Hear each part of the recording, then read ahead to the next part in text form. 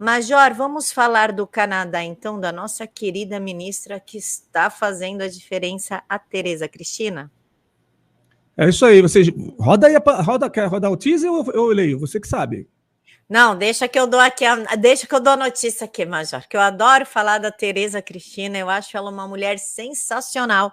Embora no começo do governo eu fiquei meio assim, ela é meio centrista, mas não, ela está fazendo a diferença sim, e por causa dela nós teremos o fertilizante que está aí acuando um pouquinho os nossos agropecuaristas, porque se ele faltar, nós não teremos aí um alimento bom, um alimento para exportar, para colocar na mesa do brasileiro, para colocar na mesa do mundo todo. No Canadá, a nossa querida ministra Tereza Cristina negocia o aumento da oferta de fertilizantes. O país é o maior produtor mundial e responde por cerca de 1/3 da produção de adubo do planeta. E olha só, e todo mundo tenso com a história da Rússia. Ai, meu Deus, a Rússia vai parar de exportar o potássio para o Brasil. Tem o Canadá. Nós não fazemos aqui no Brasil, nós temos como ter a nossa produção própria, porém com a demarcação das terras indígenas feitas pelo PT, pelo PSOE, aquela coisa toda, o presidente ainda não conseguiu retirar o potássio dessas terras e, portanto, nós temos que importar. Tereza Cristina, a ministra da Agricultura, está hoje, nesta segunda-feira, no Canadá, em missão pelo aumento da oferta de fertilizantes para o Brasil. Os canadenses são os maiores produtores globais e respondem por cerca de 1/3 da disponibilidade global dos adubos. Aspas. A viagem é para conversar com o canadense, para ver se conseguimos uma quantidade maior do que eles já nos mandam, para suprir esses possíveis gargalos de fornecimento que a gente possa vir a ter devido ao conflito entre Rússia e Ucrânia, disse a ministra antes do embarque.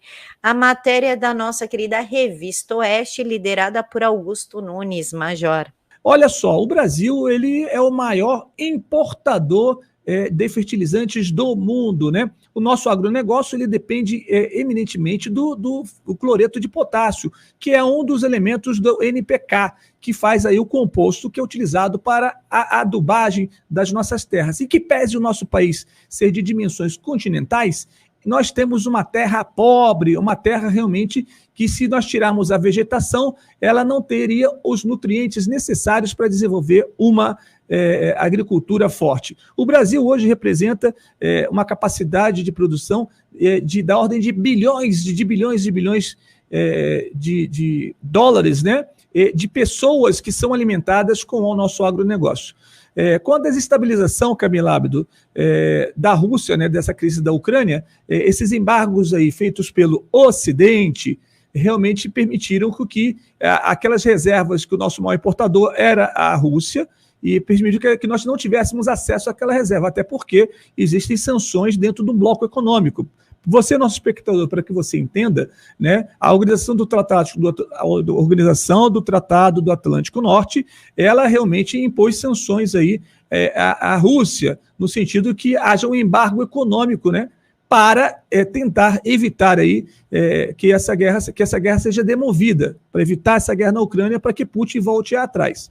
Logicamente que tudo isso daí, a gente não vai estender a pergunta, que estamos falando aqui de Tereza Cristina, mas eu tenho que fazer esse paralelo para que você que está nos ouvindo e nos vendo entenda que o que existe são uma grande desestabilização mundial para que realmente haja uma mudança do eixo econômico.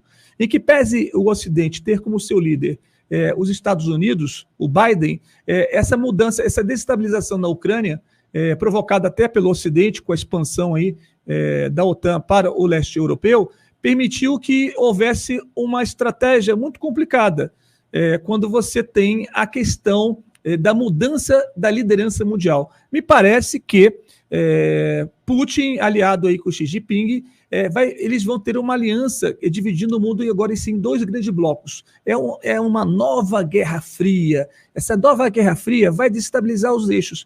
E entendo eu que isso vai gerar, Camila, uma coisa que é muito grave, seria a desdolarização da economia mundial. Porque nesse mercado globalizado, a busca dos insumos para que uma sociedade moderna exista, nesse caso o fertilizante, é um insumo primário que garante que você tenha um agronegócio forte e garanta que uma sustentabilidade alimentar para o planeta Terra. Por isso que nós somos aqui também, poderemos ser alvos de desestabilização. Imagine vocês que no Brasil nós temos uma produção, Camila Ábido, de fertilizantes. Sabe quanto que nós temos de reserva? 0,03% das reservas mundiais.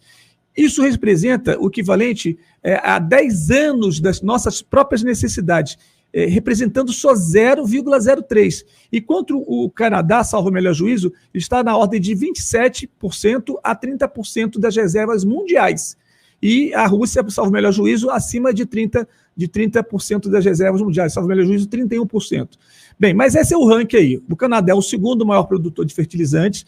Tereza Cristina já se movimentou rapidamente logo no início do conflito, já marcou reuniões com os canadenses no sentido de garantir o fornecimento desse insumo para o Brasil. Isso aí é um deslocamento do eixo econômico, esse dinheiro sai da Rússia, vai para o Canadá, há também um aumento dos custos desses fertilizantes, porque houve uma diminuição, um aumento da demanda para um único país, que vai realmente, esse preço vai aumentar e vai refletir no produto final acabado, que é o agronegócio. Então, eu estou falando muito, mas como você está me dando gancho, Camila Ábido, vamos tocar o barco, né? É importante que vocês entendam que o governo federal vem fazendo um trabalho estratégico na busca e na aliança de parcerias que garantam o fornecimento para o agronegócio.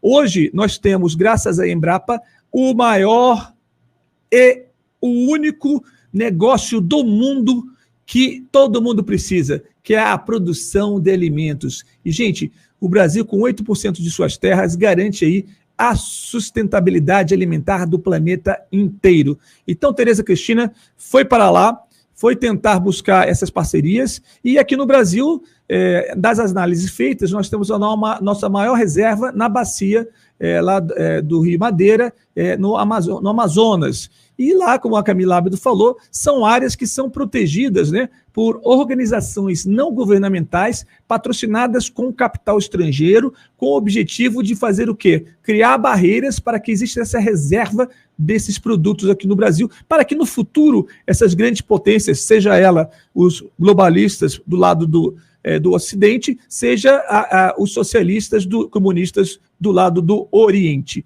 Nesse sentido, fica mais ou menos aquela questão: a defesa da pátria é necessária para garantir que essas terras sempre serão do Brasil, para que nunca exista uma possibilidade de desestabilização do país na busca dessas terras.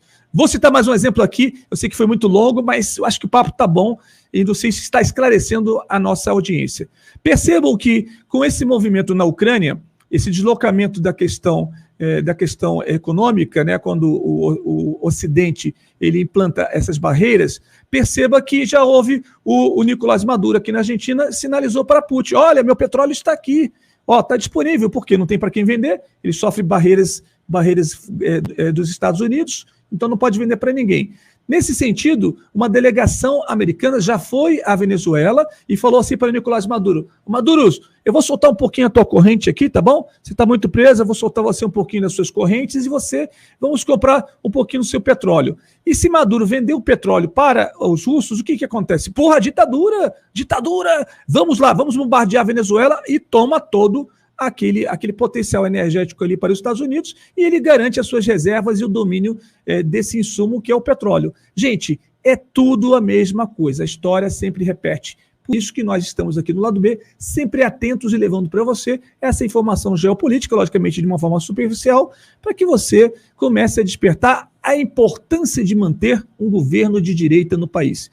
Veja a Argentina. Major, nós temos que tomar cuidado aí para não estar presenciando uma espécie de pacto nazi-germânico, né? Quando Hitler falou para o Stalin: olha, eu não vou invadir a Rússia, não, então eu não invado o seu lado.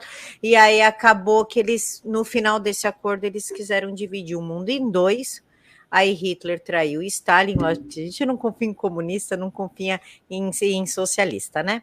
E aí eles acabaram findando o pacto. É uma coisa muito perigosa o que está acontecendo entre Rússia e Ucrânia, porque há sim uma ideia de dividir o mundo, mas entre China e Rússia.